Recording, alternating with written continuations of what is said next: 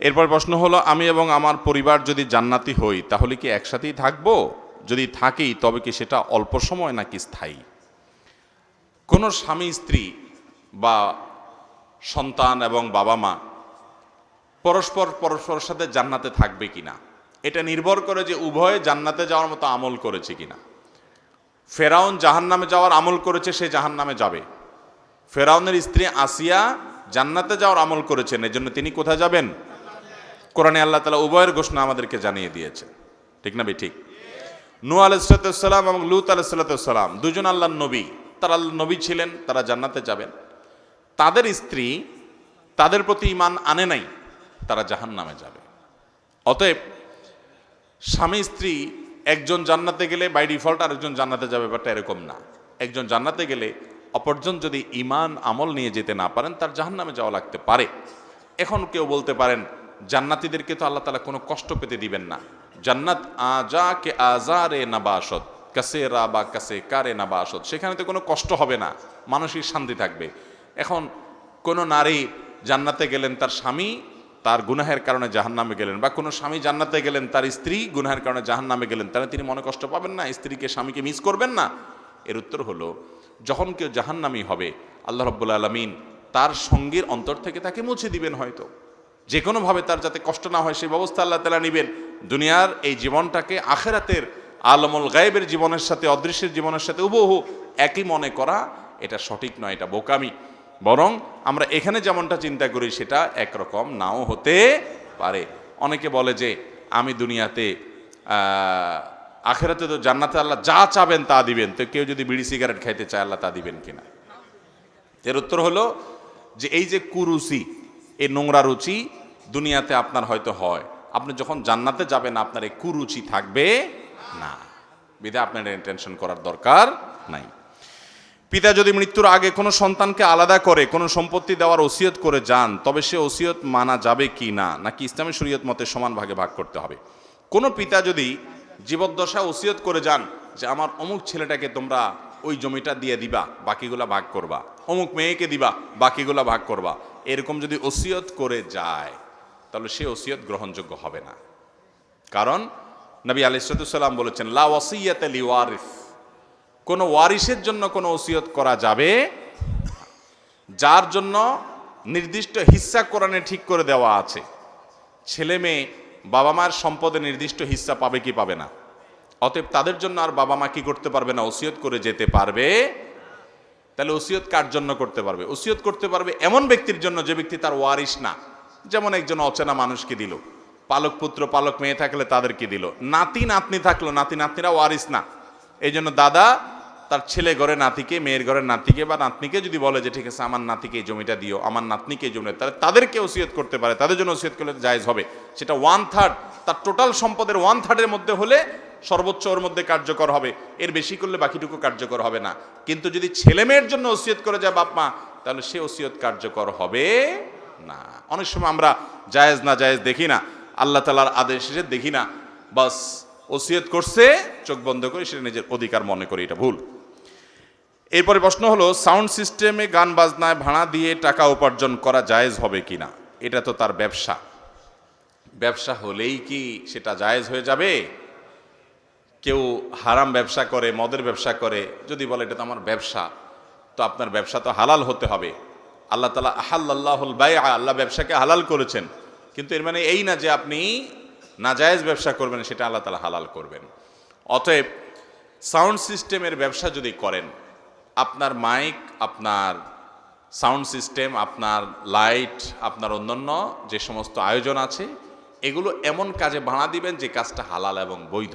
যেটা হারাম সে কাজে আপনি ভাড়া দিতে পারবেন না। যদি দেন তাহলে আপনি গুনাহের ভাগীদার হবেন। ওই যে আল্লাহ বলেছেন, ওয়ালা তাআওয়ানু আলাল ইসমি ওয়াল উদওয়ান, তোমরা পাপ এবং সীমালঙ্ঘন কাজে কেউ কারো সহায়তা করো না। একজন গান বাজনার অনুষ্ঠান করেছে, আপনি সেখানে ভাড়া দিয়েছেন, তাহলে তার কাজটা করতে আপনি সহায়তা করলেন, বিধায় এটা কি হবে না? জায়েজ হবে। মুশকিল হলো যারা বিশেষ করে ডেকোরেশনের ব্যবসা করেন, এইরকম জায়গায় যদি ভাড়া না দেন তো আর জায়গায় খুঁজে পাবেন না, দেখা যাবে। কারণ 100টা কাস্টমার আসলে 80টাই হলো ওই গান বাজনার কাস্টমার। তো ভাইরা আমার, জান্নাত তো এত সস্তা না। জান্নাতে যাওয়ার জন্য কিছু স্যাক্রিফাইস করতে হবে, কিছু ছাড় দিতে হবে। বিধায় আপনি যদি আশা করেন যে না দুনিয়াতেও আমি একেবারে 100-তে 100 পাবো, আখেরাতেও আবার জান্নাত পাবো, এটা কিভাবে আশা করেন? আপনার কাছে অনেক কাস্টমার আসবে, আপনার খানার টান পড়বে, রুজির টান পড়বে, রিজিকের উপার্জনের টান পড়বে, তারপর আপনি হারামে যাবেন না। এই যে স্যাক্রিফাইস, এই যে ছাড়, এই যে কষ্ট, এর বিনিময়ে তো আল্লাহ তাআলা জান্নাত দিবে আপনাকে। আল্লাহ আমাদেরকে সেই তৌফিক দান করুন। আমার উপার্জন কম হোক, আমার পাশে আরেকজন ডেকোরেশন ব্যবসা করে লাল হয়ে যাচ্ছে, বাড়ি গাড়ি করে ফেলছে, করে ফেলাক, আমার জান্নাত পেতে হবে বিদায় আমি ওই হারাম উপার্জন করব না। আল্লাহ আমাদের তৌফিক দান করুন। আমি খুব অসুস্থ, আমার যা ইনকাম করি আহাল পরিবারকে দিয়ে দেই।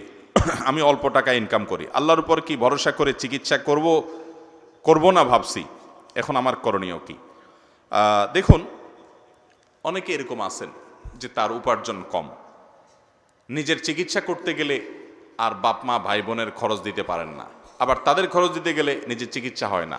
তো এই ক্ষেত্রে তার জন্য নিজের চিকিৎসা না করে পরিবারের ভরণ পোষণ দিলেন জায়েজ হবে কিনা? উত্তর হলো এটা জায়েজ হবে। কারণ চিকিৎসা গ্রহণ করা সব সময় ফরজ না, চিকিৎসা গ্রহণ করাটা সুন্নাহ সাধারণ অবস্থাতে। আপনি যদি মনে করেন যে আল্লাহর উপর আমি তাওয়াক্কুল করলাম, আমি আজওয়া খেজুর খেলাম, আমি দোয়া করলাম, আমি কোরআন থেকে শেফা গ্রহণ করলাম, আল্লাহ তাআলা চাইলে এখান থেকে আমাকে শেফা দিতে পারেন, আর আল্লাহ না চাইলে ওষুধ খেয়েও আমার শেফা নাও হতে পারে, আমি আল্লাহর উপর তাওয়াক্কুল করলাম আর পরিবারের ভরণ দিলাম, এটা জায়েজ হবে, এটা কারণে গুনাহ হবে না। আর যদি আপনি নিজে চিকিৎসাও করেন, আবার পরিবারকে যতটুকু না হলে ততটুকু দেওয়ার চেষ্টা করেন, তো সেটা আপনার জন্য জায়েজ হবে। কিন্তু আপনার চিকিৎসা করাটা আপনার জন্য ফরজ বা ওয়াজিব নয়, যেটা তরক করলে আপনার কি হবে? গুনাহ হবে।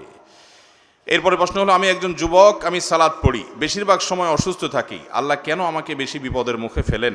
আমাকে কিছু আমলের কথা বললেন যাতে করে বিপদে আমি সবর করতে পারি। ভাইরা আমাদের অনেকেরই অভিযোগ যে আমি এত নামাজ কালাম পড়ি, তাও আমার এত বিপদ আসে কেন? আরেকটা আছে আমার সাথে পরিচিত, ওইটা নামাজ কালাম পড়ে না, তারপরে সে খুব সুখে শান্তি আছে। অনেক সময় এরকম হয় কি হয় না? শুধু তাই না, অনেক লোক দেখা যায় আগে বেনামাজি ছিল, বিপদ আপদ ছিল না, এখন নামাজ শুরু করছে, একটার পর একটা বিপদ, একটার পর একটা সমস্যা। হয় কি হয় না? দেখুন, নবী করিম সাল্লাল্লাহু আলাইহি ওয়াসাল্লামের একটা হাদিস আছে, আল্লাহ কাউকে ভালোবাসলে তার কিছু আলামত আছে, মার্কা আছে।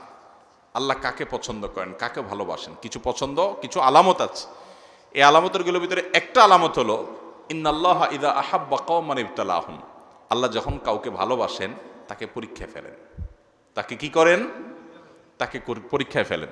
নবীগণ তাদের সম্পর্কে আপনার হাদিসে আছে, আসাদুন নাসি বালাআন আল আম্বিয়া সুম্মাল আমসাল ফাল আমসাল, সবচেয়ে বেশি বালা, সবচেয়ে বেশি বিপদ মুসিবত এসেছে যাদের জীবনে, তারা কারা?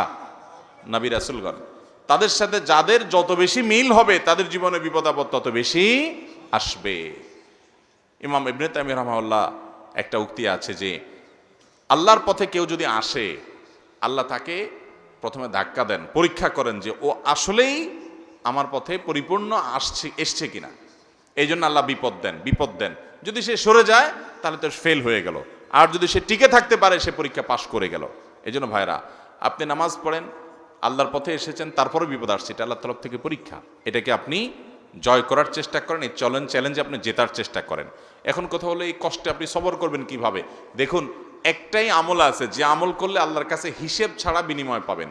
আল্লাহর কাছে হিসাব করে করে আমরা কি পার পাইতে পারবো কি আমাদের ময়দানে? হিসাব ছাড়া যদি পার হতে চান তাহলে তার জন্য আমল হলো সবর করা। কি করা? আল্লাহ কোরআনে বলেছেন, ইন্নামা ইউওয়াফাস সাবিরুনা আজরাহুম বিগাইরি হিসাব, ধৈর্যশীল আর সবরকারীদেরকে আল্লাহ তাআলা যে দিবেন, হিসাব ছাড়া দিবেন। এই জন্য কি করতে হবে ভাই? সবর করতে হবে।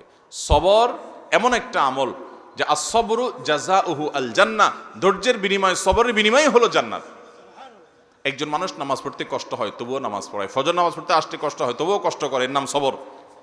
একটা মানুষ টাকা হারাম উপার্জন করতে পারে, সবাই করে, সে করে না, গরিব থাকে তারপরও করে না, এই যে সবর।